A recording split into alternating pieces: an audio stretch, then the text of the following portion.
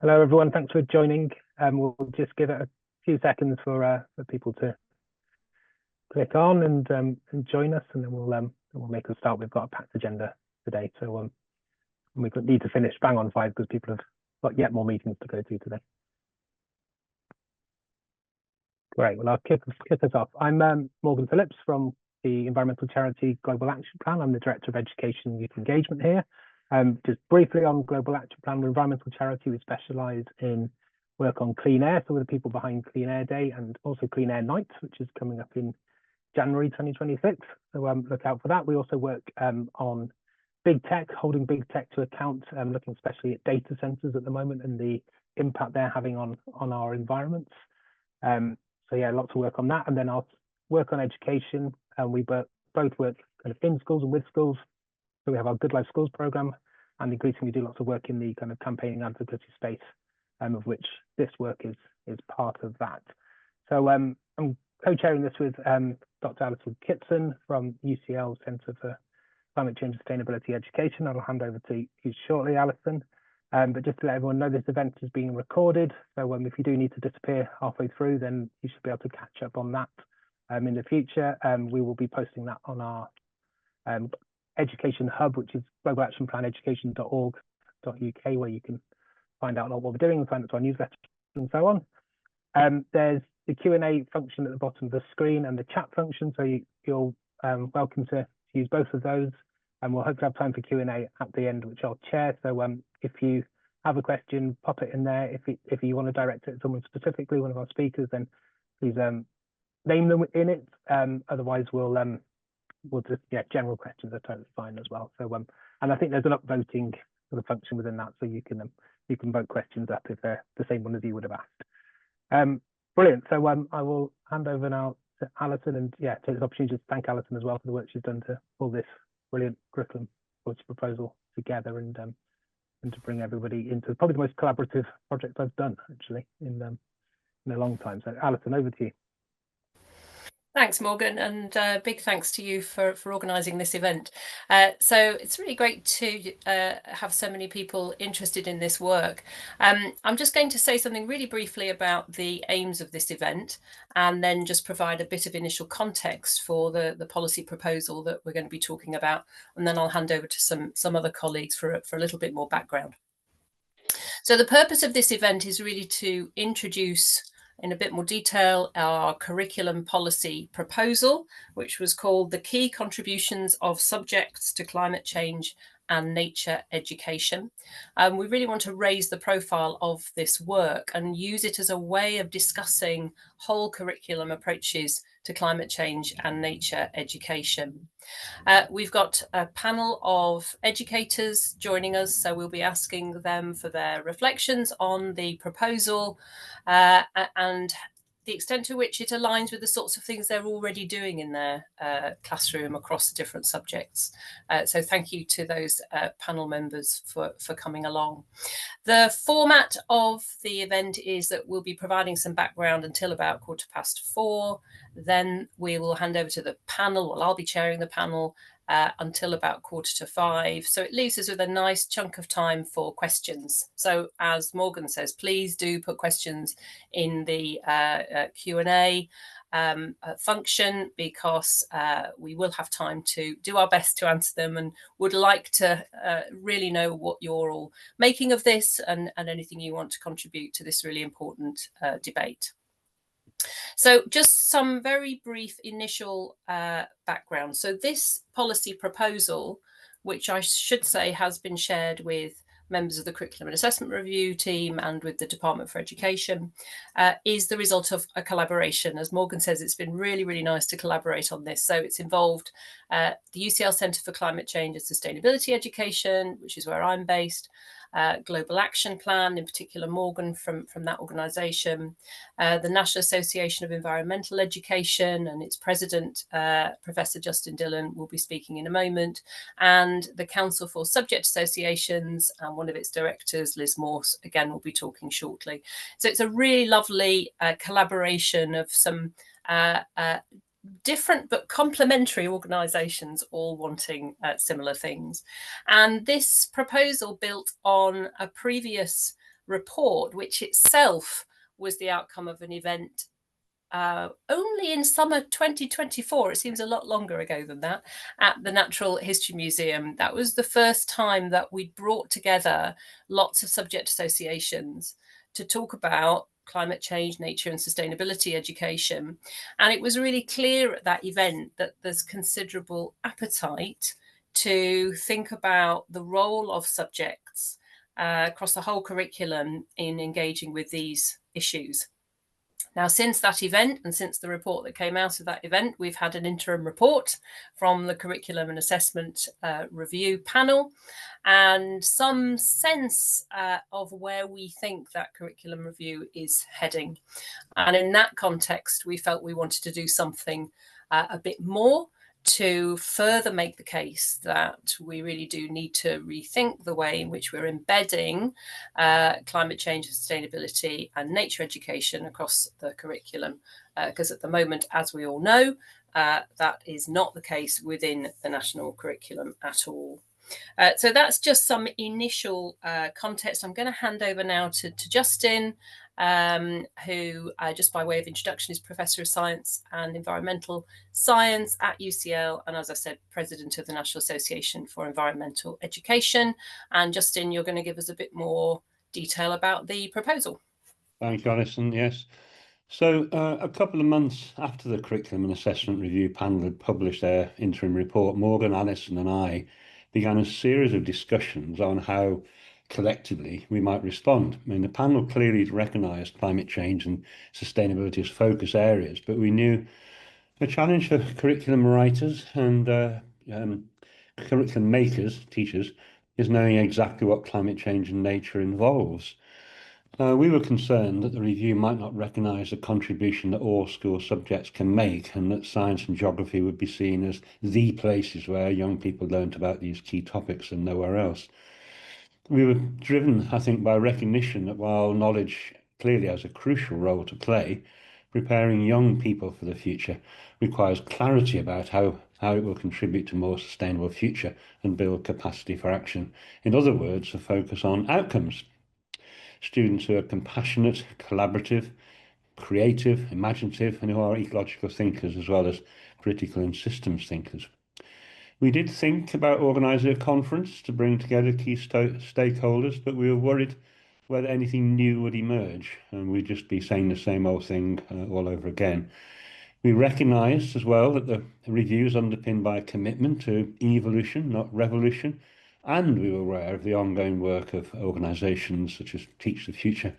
And we were also aware there are a number of schools who are already evolving whole school approaches to these issues. So we wanted to do something that sort of took the argument forward, to add value. So we decided to go back to the NHM report in which subjects had begun to formulate their contributions to climate change and nature education. We approached the subject associations and the Learned Society. Learned Society is a request for a statement of what their subject could contribute. We didn't want something sort of bland and sort of generic. We wanted a high-level statement that went beyond simply knowledge and skills, something that recognised the capabilities and the dispositions that each subject could uniquely offer. I have to say we were heartened by the response. At very short notice, over 20 subject associations and the learned societies responded, and we were able to produce the policy proposal that we're discussing today. We're well aware that there are logistical challenges to a whole curriculum approach, especially in secondary schools. However, we believe the education system can and must rise to the challenges of the climate change and nature crisis through collaboration, creative thinking, and a belief in a shared goal. The subject statements included in this document point to the many opportunities for subjects to work together. Brilliant. Thanks, Justin. And there's a link in the chat. If you haven't already seen the report, you can access the report using that link.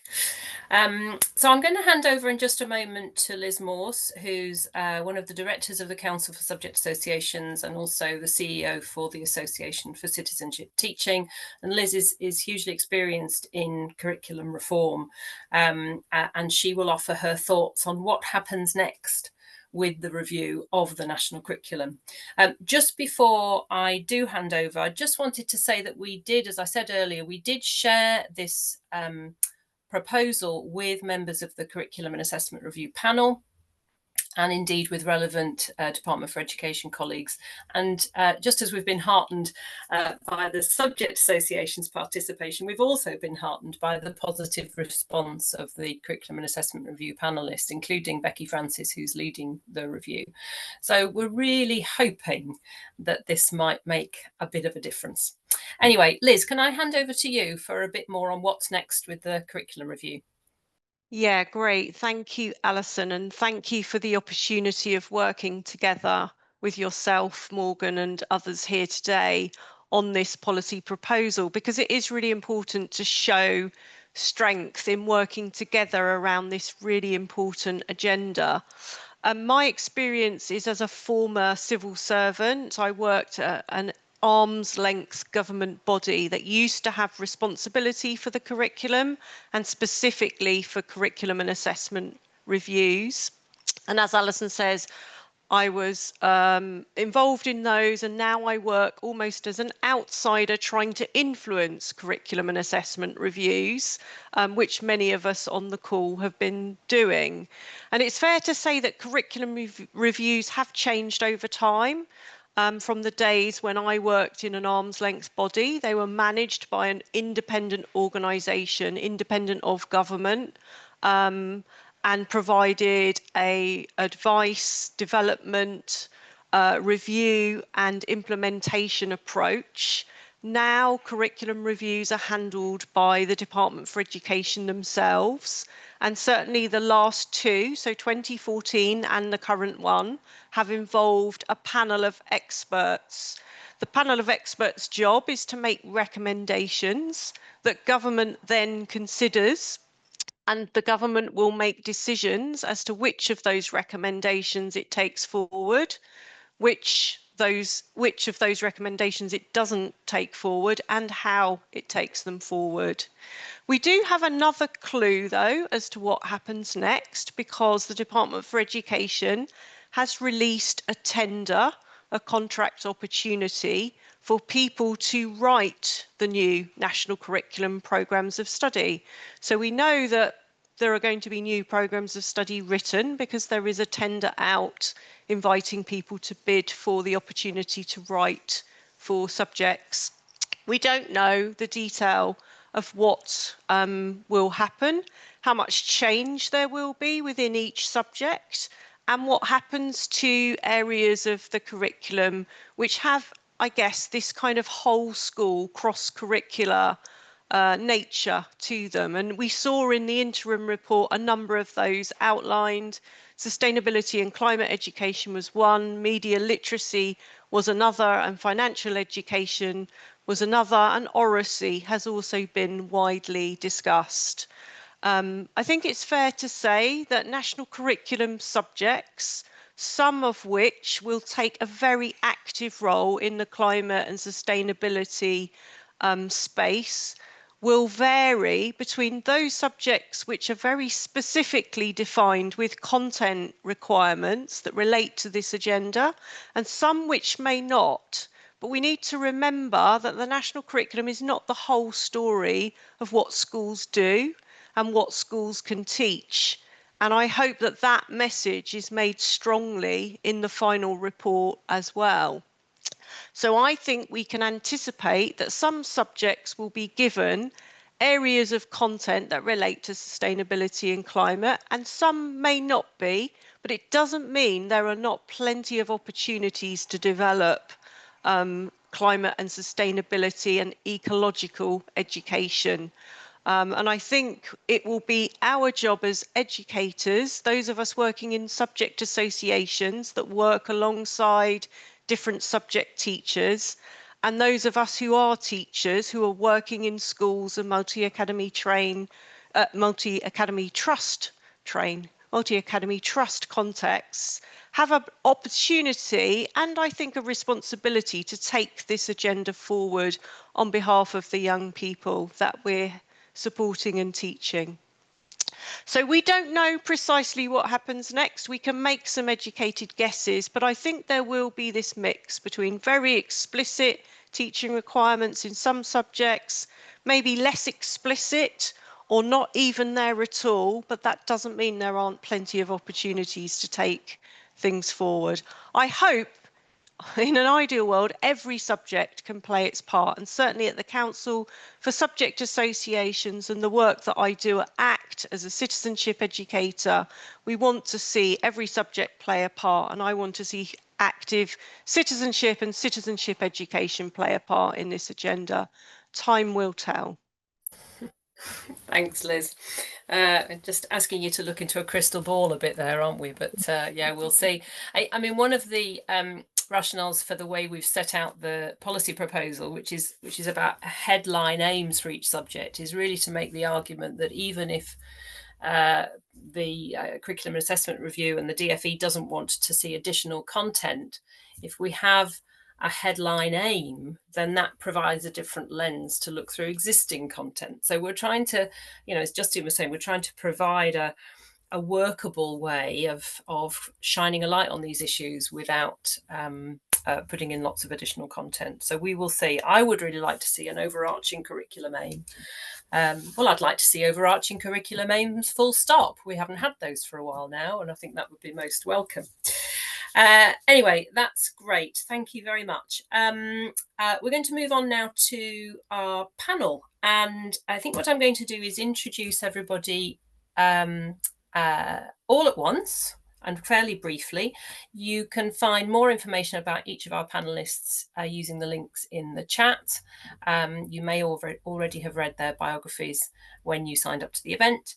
And then we've been really mean because we've only given people about 4 minutes to crystallize either their response to the report or something about how they're already contributing to this agenda, or even both in 4 minutes.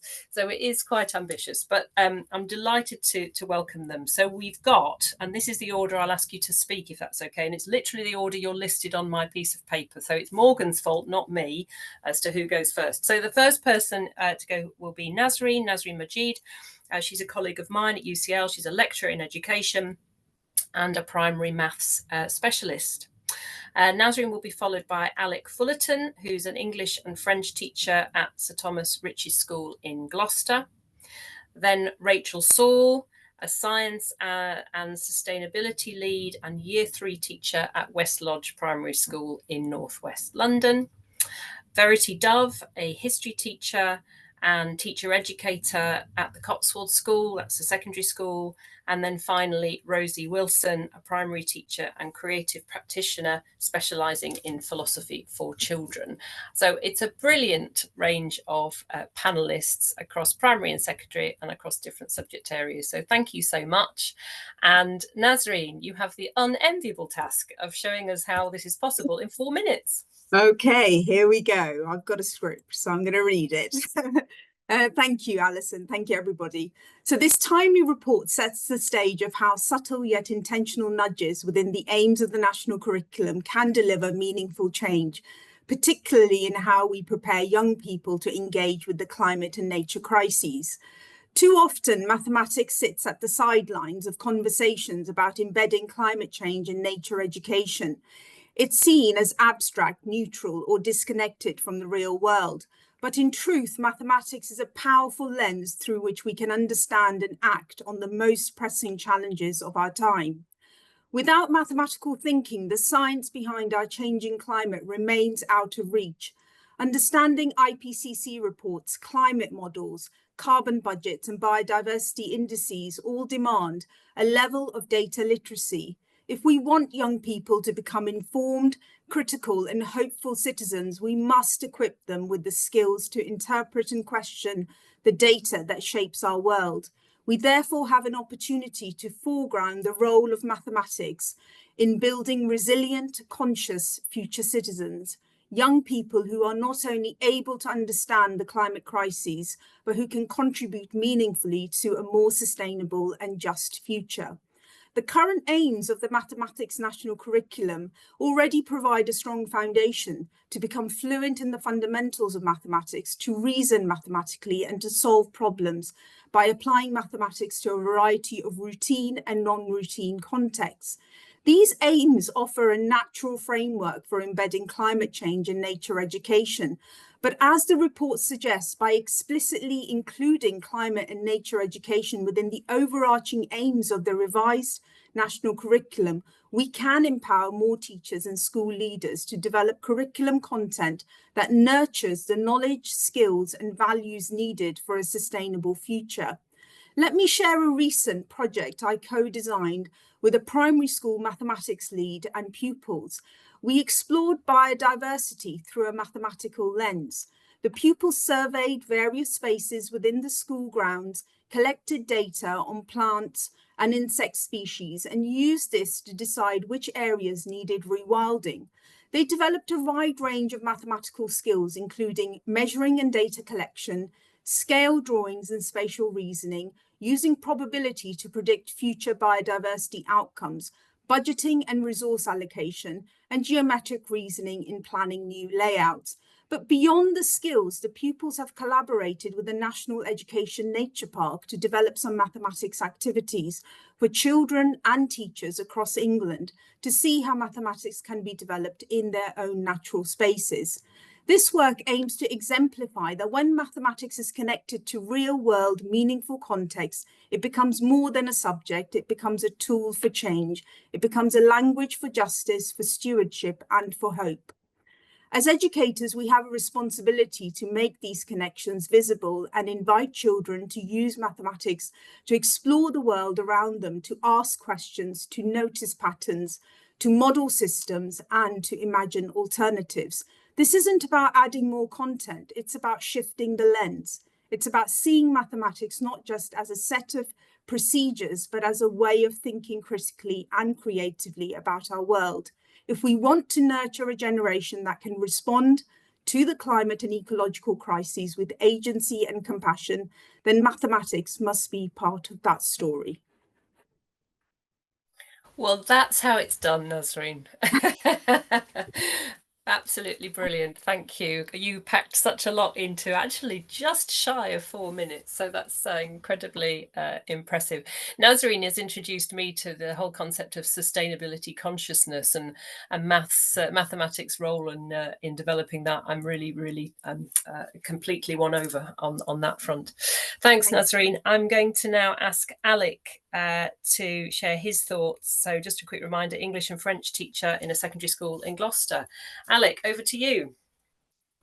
Thank you very much. I'm gonna try and sort of respond to that, but it's going to be slightly less well structured, probably. So the first thing to say is I thought. So I've already closed the document I was going to be looking at. Right. The first thing, I was so impressed reading the proposal. I think it's a really powerful and well-considered contribution that the DfE should absolutely be taking up. I'm pleased to say I spoke to a very supportive deputy head this lunchtime, and she was so taken with it that it's going to be taken to our heads of department later this week. So it's already sort of unofficially being rolled out, which is really good. So to start with some good strands, I think, to further emphasize that really spoke to me from the report. The first one would be the idea of students encouraging to see themselves as part of nature, and seeing nature as something that is not out there, but is in here, and something that we are all a part of, and connectedly fostering a sense of experiencing kinship with the more than human beings that are around us. I mean, one of the ways I'm trying to sort of work on that in my own classroom is through eco-poetry.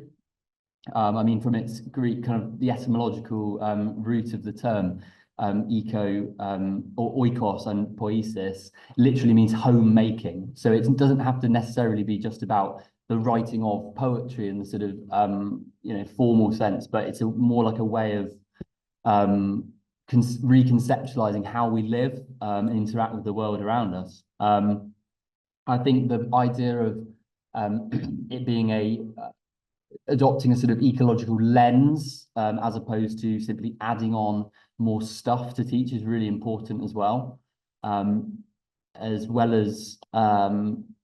and the idea of the emphasis on imagining alternatives. So if we kind of take on board the ideas of theorists like Mark Fisher, who famously wrote about the slow cancellation of the future and the imposition of capitalist realism, then we need to acknowledge that that is the kind of lived experience for all of the children that we are in our classrooms. So the idea of actually kind of saying that there are alternatives and in making allowing our children to feel empowered to imagine them, I think is really important.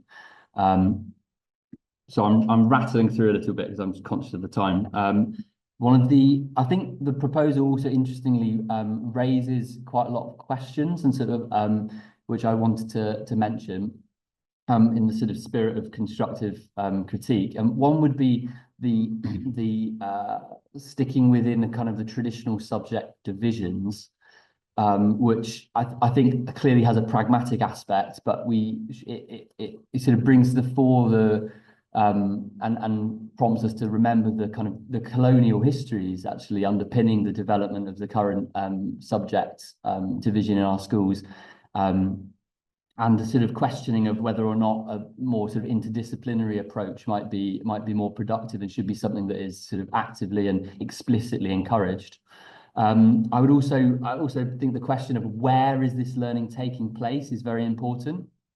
It seems to me as a secondary teacher, I don't mean this in a sort of bitter or kind of envious way, but I'm very conscious of the sort of disproportionate focus on primaries in a lot of the kind of sort of publications around this, and sort of particularly examples of where it's working really well.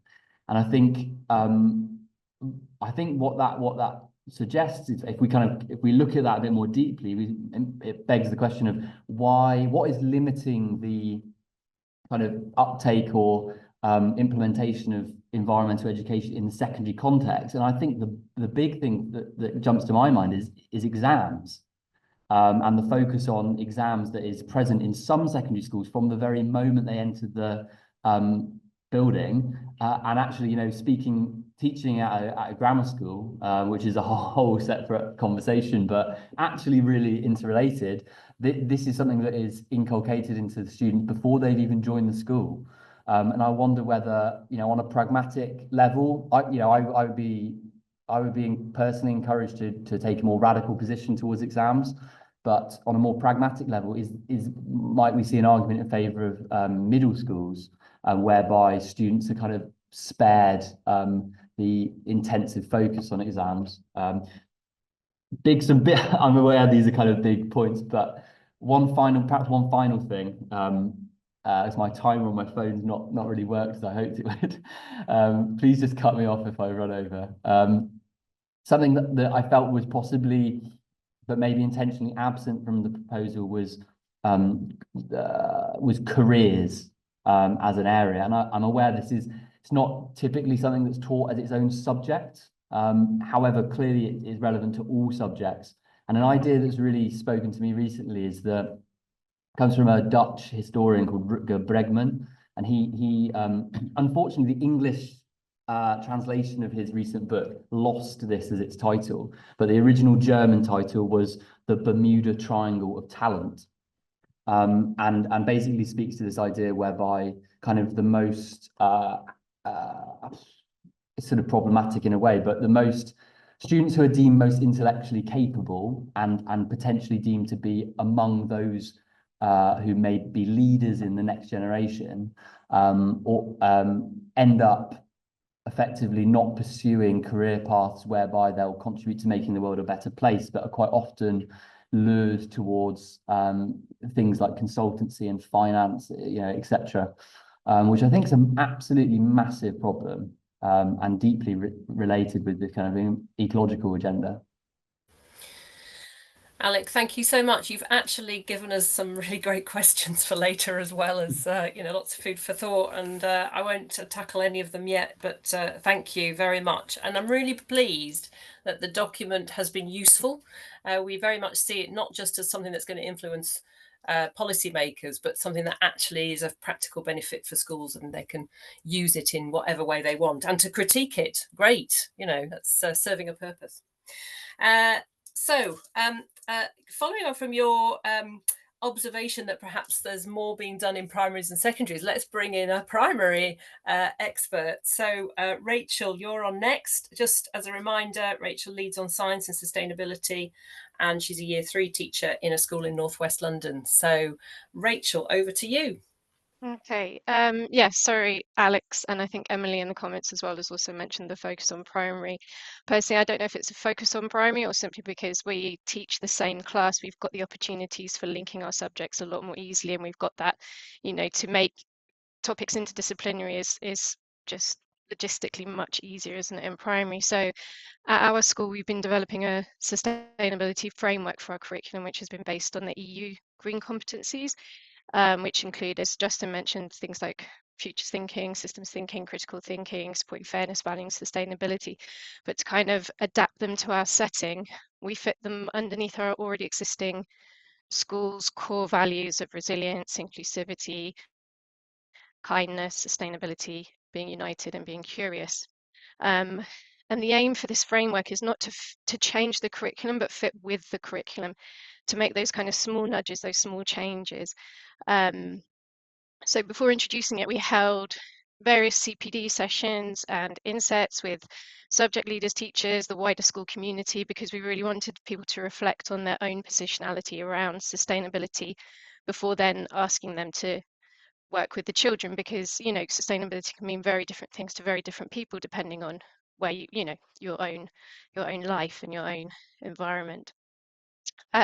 We really want it to be a collaborative project and not just another initiative that's put on teachers from above, because we all know that is something that happens often in schools. We used our long and medium term planning alongside documents. I've seen somebody's already mentioned in the comments about Teach the Future's track changes, because that's a really nice way of showing teachers that there are these links, not just in science and geography, as Justin's already mentioned, but across the curriculum. And it also shows teachers that we don't have to make huge changes, which again, we don't have the time or space for, but it's just small bits of tweaks, or instead of the topic being this, we can make the topic focus something else. So to launch the initiative, we ran a whole school project, which was in collaboration with the English faculty on Swifts. We used Robert McFarlane's Lost Spells book as a hook, and the children did.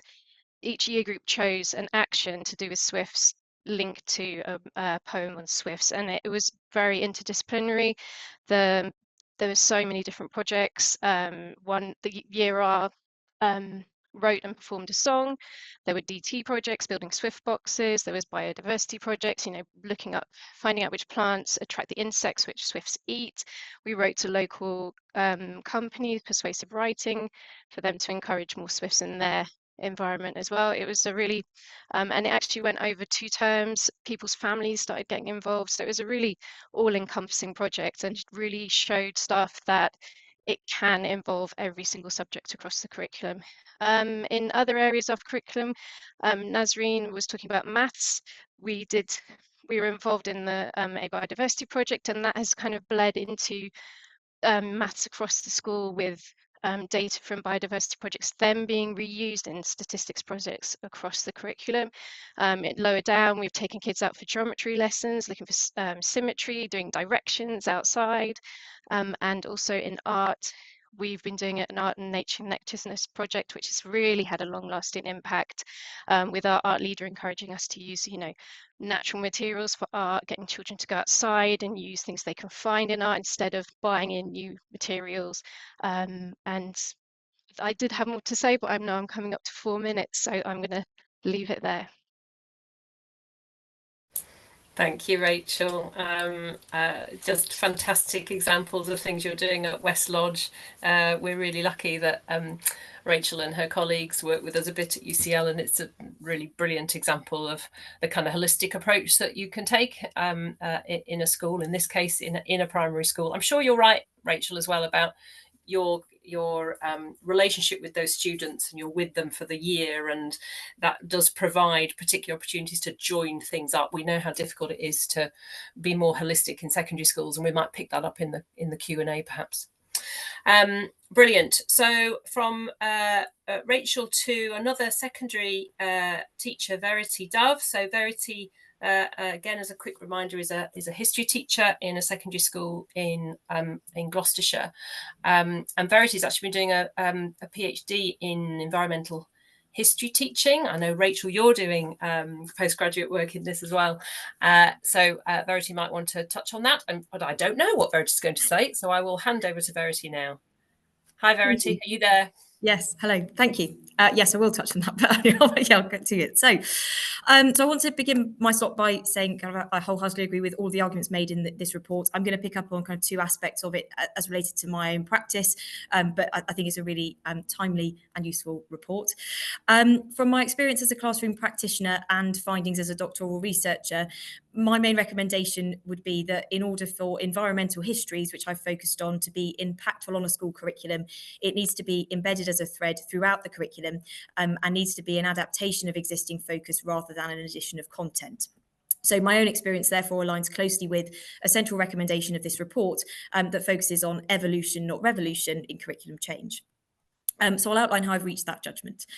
So history teaching and learning has a part to play in students' understanding of their contemporary world, and considering reciprocal relationships between humans and environments in the past through inclusion of environmental histories helps us to understand these relationships in the present time of ecological crisis. There are lots of areas of the history curriculum in which a change in focus can be included to consider an environmental history lens. But for the purpose of my doctoral research, focusing on teacher perceptions of teaching environmental history, I've selected 5 curriculum areas which I think are commonly taught across English secondary schools, so that it's very much an adaptation of focus rather than an addition of content. So my topics are the Black Death, the Industrial Revolution, the British Empire, the First World War, and the Holocaust. As part of my research, I've used review of both teaching history and environmental history literature related to these 5 topics to create possible classroom resources to share with participating teachers, which I'll talk about some themes of here to mention. I think across those topics, one obvious barrier to secondary school teachers giving value to environmental history as an approach is time constraints. But in practice, really, an environmental approach doesn't need to be an addition to our current curriculum so much as an adjustment in focus. And this really reflects the work of environmental history academics, which I've used in creating my classroom resources. So, for example, I considered Richard Hoffman's interpretation of the Black Death alongside other medieval diseases, which he describes as an agent of change. I've used that then to reframe an existing Year 7 lesson focused on change and continuity after the Black Death to change the lesson title of "To What Extent Was the Black Death an Agent of Change?" For the British Empire lesson resources, I created that they were linked very clearly to themes of agency, scale and exchange on the basis of my literature review, and supported the lesson title of "A Spider's Web, Eco-Cultural Networks Created by the British Empire." This title considers imperial historian Tony Ballantyne's use of the metaphor of a spider's web to capture changing connections between different people and places involved in the British Empire. So kind of an existing topic, but looking at it in a slightly different way. My lesson resources for the topic of the Industrial Revolution look to answer the title question of 19th century versus 21st century. What change and continuity has there been in public perceptions of coal, smoke and other polluting materials? This lesson addresses the call for making the teaching of the Industrial Revolution more relevant and meaningful to secondary school students in history teaching literature, and also debate within environmental history literature around how much environmental concern existed in the 19th century. As a result of my First World War literature review, soldiers' accounts were included in my lesson resources to identify reciprocal relationships between humans and environments of the First World War. So that included considering common themes within environmental history literature of resource extraction, mud, weather, climate, disease, landscapes, and memorialisation of non-human actors, which helped to answer kind of a lesson title question of in what ways did a relationship exist between the First World War and the landscapes it touched. In the topic of the Holocaust, my lesson I've focused on case study Holocaust landscapes, including Budapest, Ponnery Forest, and various Holocaust memorials, to consider the reciprocal relationship between humans and environments. This intended to develop students' understanding of the spatiality and diversity of experiences of the Holocaust, which the Institute of Education has outlined as limited previously in their research reports. And this then helps to look at the title question of in what ways did a relationship exist between the Holocaust and the landscapes it touched.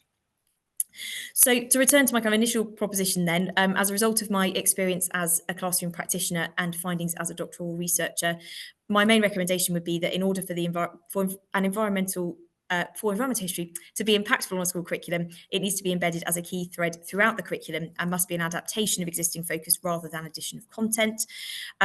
Which really then supports the recommendation in the report that curriculum change should involve evolution, not revolution. And I really think that that's easily achievable in the history curriculum by adapting existing content to consider the reciprocal relationship between humans and environments over time, and also by continuing to focus on developing critical thinking and analytical skills within the way history is already taught. So by shifting attention to the lenses through which existing content can be explored, and by highlighting the crucial role of skills and values alongside knowledge, this report makes recommendations that are possible to achieve within history classrooms. Oh, well done, Verity. Thank you for giving us all those examples. I think we've all really appreciated those. And I guess, thank you for kind of reflecting so carefully on the proposal. I do think that one of the arguments of the proposal is absolutely right by saying, actually, just putting something in the aims of the subjects almost kind of gives teachers permission to do the sorts of things that you're doing, which is to take existing content and just changing the lenses through which you view it. But we just, I think, need to give teachers a little bit of a nudge in the right direction with that. Super. Thanks, Verity. So, Rosie, I'm afraid you had to sit through these 4 wonderful presentations. So no pressure, but you're going to bring them to a close with your contribution. And again, just a final reminder: Rosie is a primary teacher and a creative practitioner and specialises in philosophy for children. So, Rosie, over to you. Thank you very much. Okay, so I am going to share some slides. I'm going to show as well as tell. I hope that's okay. And I'm going to start with a little bit of philosophy. So I'm asking everyone, and I'm going to put it in the chat as well, to think about for a moment, to reflect on what would be your treasure of autumn and why. So see if you can write in the chat, what would be a treasure of autumn for you and why is it a treasure? So just have a think about that to begin with.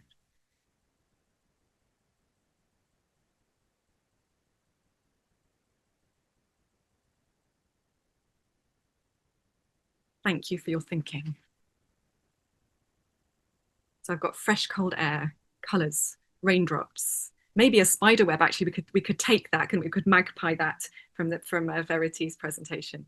Homegrown apples, conkers, acorns. Of course, I'm assuming that everyone is in an autumnal place right now, which they might not be. Catching falling leaves with my children, interesting. The people you're with. Okay, thank you very much. So, in order to understand a little bit more about what P4C is, which people might not know, I thought we should try a little bit of P4C, connecting to nature. So when we do philosophy for children, colleges and communities, we ask questions and we think about our responses to those questions and we build thinking together. So if I move on, this is kind of a breakdown of what P4C is. So it's a philosophical approach to teaching and learning. I've been thinking about the proposal. For me, the proposal really connects with what P4C is, and that's because although some primary schools do P4C each week as a kind of given subject area that they spend time on, many schools that do P4C that I work with, where I go in and work with children, thread it through the curriculum as a teaching and learning technique. So it fits really well, or it operates already in the way that climate change and nature education has been sort of proposed in this report for me. So you can see what P4C is. And I'm going to go through a number of ways that it resonates with the proposal. So I think the first key way is skills for me, skills, values, capabilities. So the opportunity to think together, maybe sitting in a circle, maybe using a stimulus, allows skills to be practiced and strengthened and allows us to reflect on our values. That activity there where people are sorting some autumn treasures and categorizing them in different ways, they're using a lot of those skills grouped under collaborative, caring, critical and creative. And those are some of the skills that have been mentioned by other people. And the things that I want to say definitely connect to some of the other presentations across the subject areas. So skills, first of all. Secondly, transformation. So philosophical inquiries and exercises can, in my experience, help teachers to evolve new practices, new viewpoints, new ways of seeing education and the world. And so a lot of the work that I do is actually supporting teachers to do P4C together in order to understand as participants what it means, and then they are able to support kids as well. So it connects really strongly with the Stephen Sterling stuff in the report, but also with Meserau's transformational learning as well. Yesterday, I was working with teachers where they were thinking about what does it mean to facilitate philosophy, and most of them chose the metaphor of gardener to facilitate P4C. The metaphor I can think of mostly is being a gardener in my classroom, and so that kind of ecosystems thinking that they're bringing in really connects as well. So these are some of the things that teachers have said about P4C that really resonated with what might be required by us moving forwards with the new curriculum. So skills, transformation, and next kind of specific stimuli and concepts. So these questions that people have asked about climate change, about nature. Are slugs beautiful? Is it ever right to control nature? Bring in concepts of power. They bring in concepts of beauty. They bring in concepts of stewardship. So that's one of the ways that the work that I do in P4C connected with the proposal. Here are some other stimuli.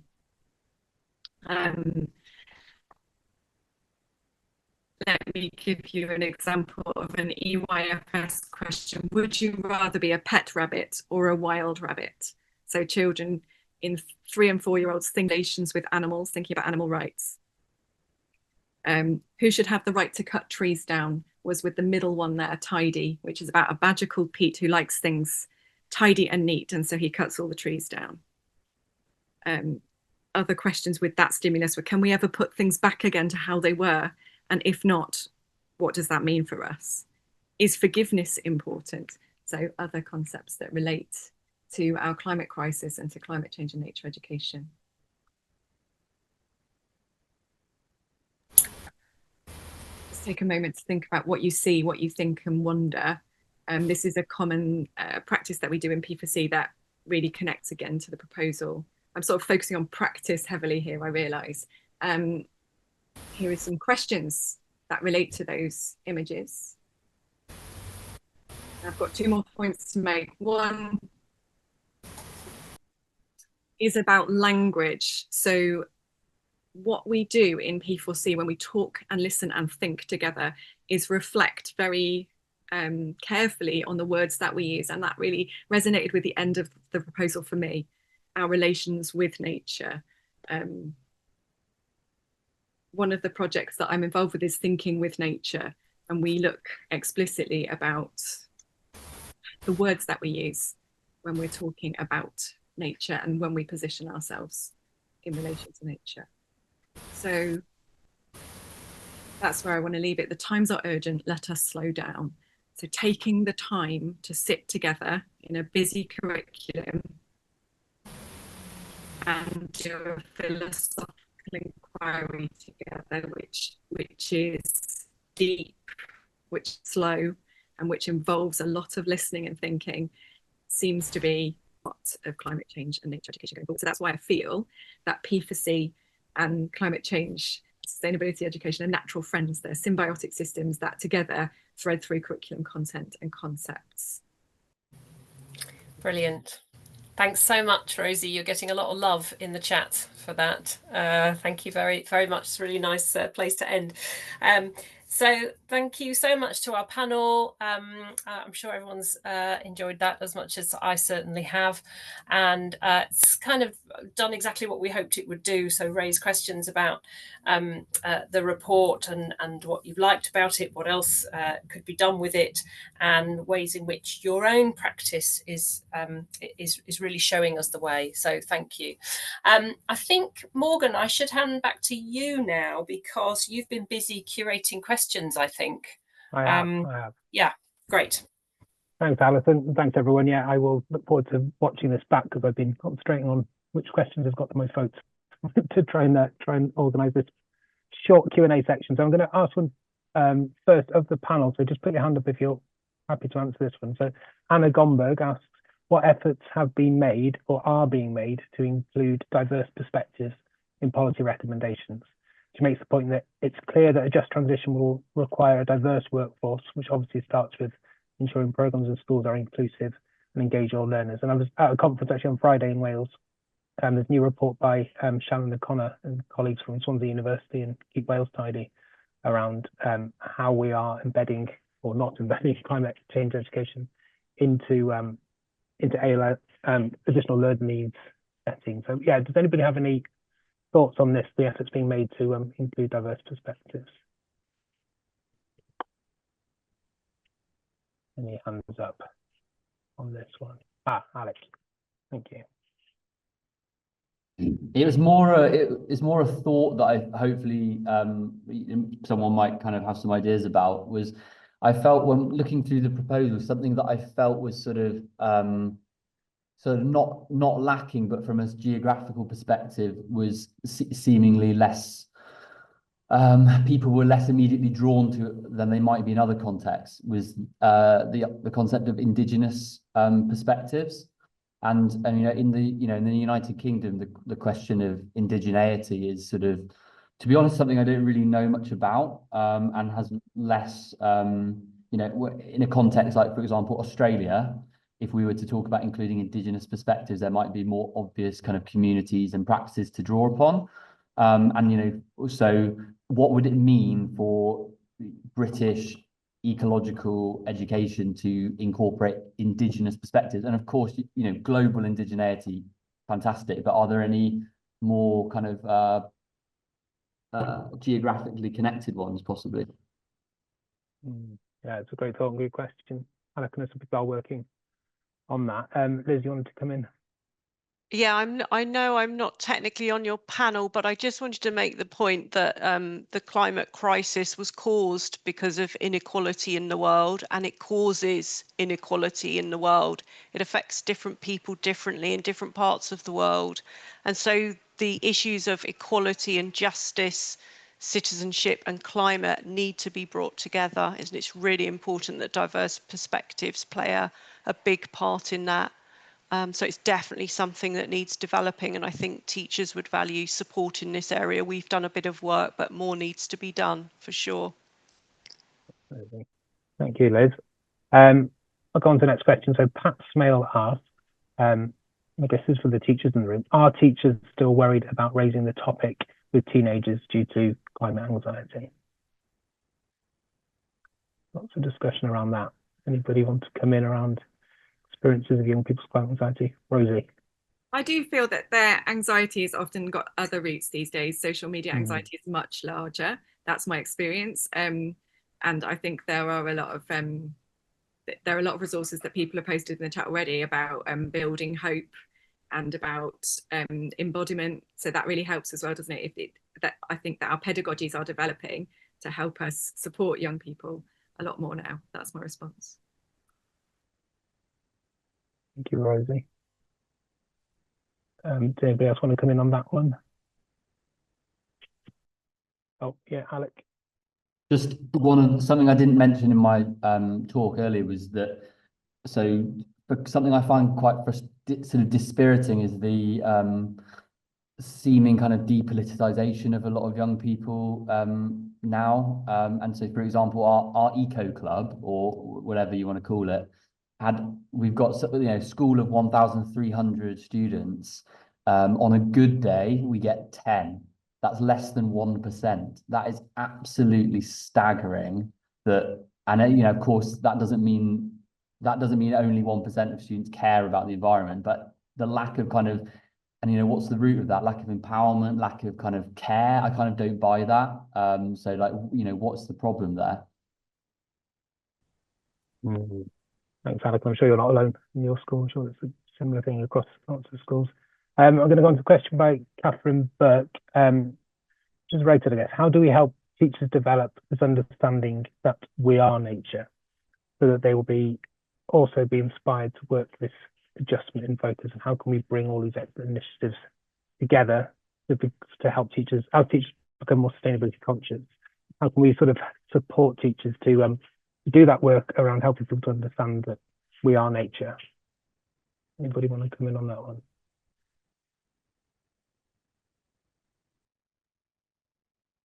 I mean, I think my response to that would be that it is through the subject and it is through the setting that individuals are kind of, you know, working within and seeing their subject through that nature lens and thinking about how that content and that creative ways of approaching content can be delivered in that inspiring way, enables us as educators to really start to think of ourselves as part of this whole ecosystem and that systems approach of developing and thinking about change. And I think just to sum up, that's what this, you know, piece is actually advocating in terms of thinking about the aims and a values-driven approach to developing curriculum content that actually shifts the kind of cultural context of settings and the spaces that we inhabit as educators, as parents, as, you know, responsible citizens of the world. Thank you, Nazreen. And Rosie?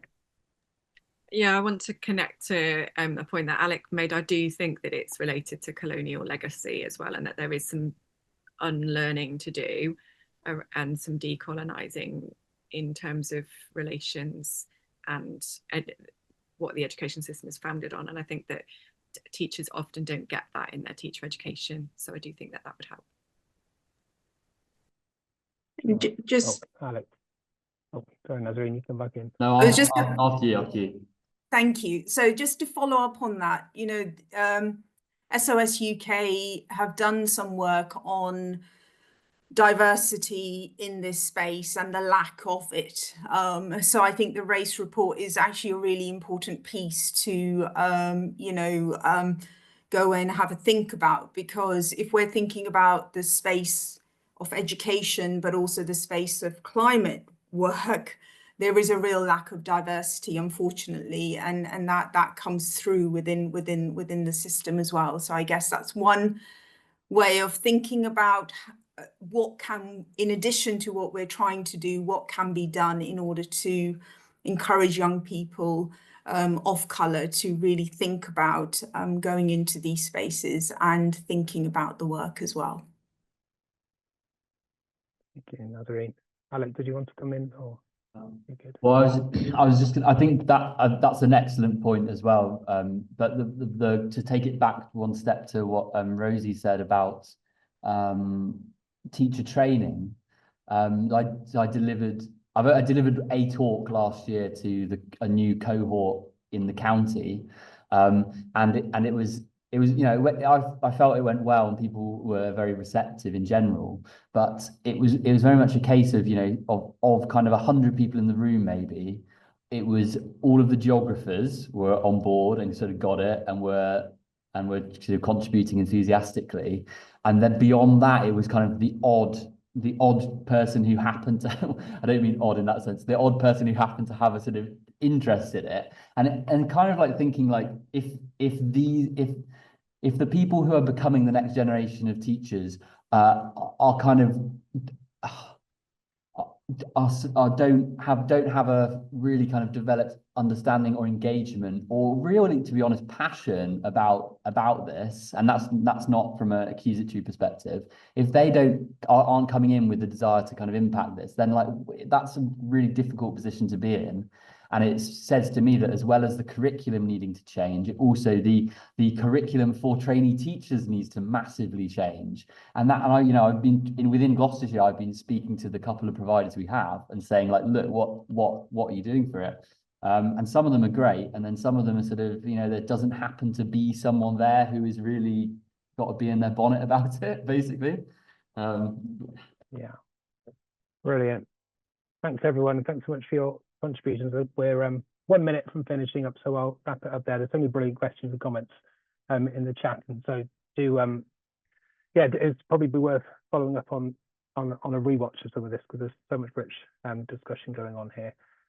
I'll I'll leave Alison with the last word, but I'll just say a big thank you to everyone who's joined to view this evening. It's been brilliant to see how many people are interested in the topic, and thank you to everyone who's joined as a panelist and a speaker, and for everyone who's been involved in creating the proposal in the first place. It's been really a fantastic experience for me to be involved in that.